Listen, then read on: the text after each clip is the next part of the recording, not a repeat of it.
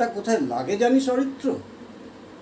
সেদিন তোর মুখ চেয়ে আমি 10,000 টাকা নির্দ্বিধায় দিয়ে দিয়েছিলাম, শুধুমাত্র তুই চেয়েছিলিস বলে।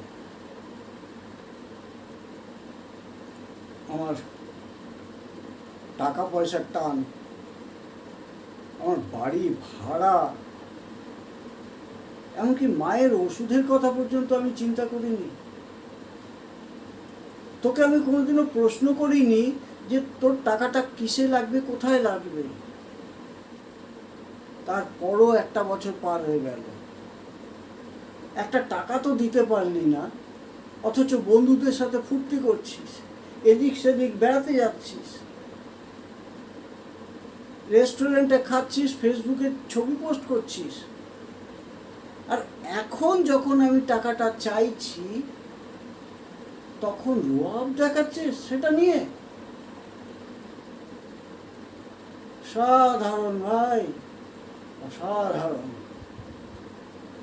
এই না হলে বন্ধু।